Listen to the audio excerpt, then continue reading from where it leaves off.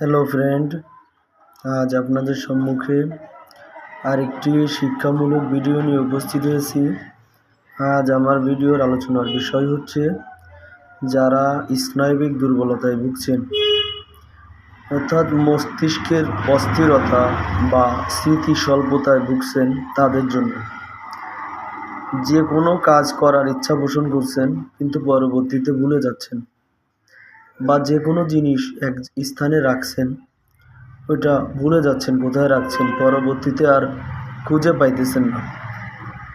এবং যে সকল ছাত্রছাত্রীরা পড়ালেখায় মনোযোগী নাই, পড়ালেখা পড়ার পর মনে রাখতে পারে না, এবং যাদের শরীরের ভিতরে যে কোনো যন্ত্রাংশে পচন ধরছে, এই পচন নিবারণের জন্য এই ঔষধটি অসাধারণ কাজ করে। কিভাবে বুঝবেন যে আপনার শরীরের কোনো যন্ত্রাংশে পচন ধরছে? এটা বোঝার একমাত্র উপায় হচ্ছে আপনার শরীর থেকে দুর্গন্ধ বের হবে, আপনার নিঃশ্বাসে, আপনার মুখের কথা বলার সময় দেখবেন যে আপনার মুখ থেকে দুর্গন্ধ বের হচ্ছে, আপনার প্রস্রাব পায়খানায় দুর্গন্ধ হবে। এই বিভিন্ন সিমটম থেকে আপনি বুঝতে পারবেন যে আপনার শরীরে যে কোনো যন্ত্রাংশে পচন আসছে। এই ওষুধটা আমরা সাধারণত যে কোনো রক্তস্রাবে ফেরমফস আর কেলিফস, এই ওষুধ দুইটি ব্যবহার করে থাকি।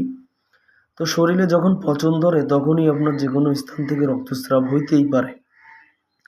এই ওষুধটি এই রক্তস্রাবের জন্য ফেরমফসের সাথে যদি ব্যবহার করেন, অসাধারণ ফল পাবেন।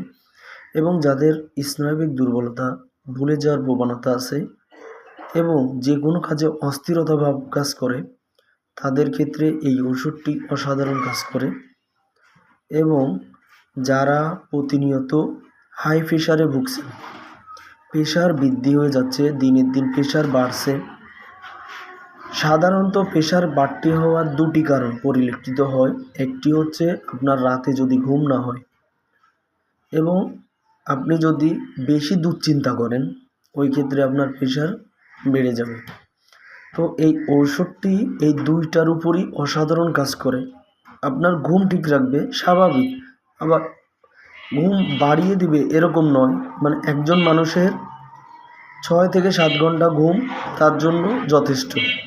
তো আপনার ঘুমের পরিমাণটা ঠিক রাখবে, এবং এই যে মানসিক অস্থিরতা ভাব, একটা ডিপ্রেশন ভাব, এগুলো থেকে আপনাকে এই ওষুধটি দূরে থাকতে সাহায্য করবে।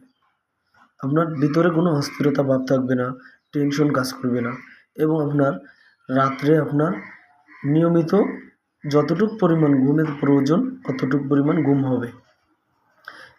এর কারণে আপনার স্মৃতিশক্তি বৃদ্ধি পাবে, এবং ভুলে যাওয়ার একটা প্রবণতা যে আপনার ভিতর ছিল, এটাও আস্তে আস্তে কমে আসবে। তো বন্ধুরা, আজকের ভিডিও এই পর্যন্তই। পরবর্তীতে আবার কোনো শিক্ষণীয় কোনো বিষয় নিয়ে আলোচনা করব। তো সকলকে আমার সাথে থাকার জন্য ধন্যবাদ।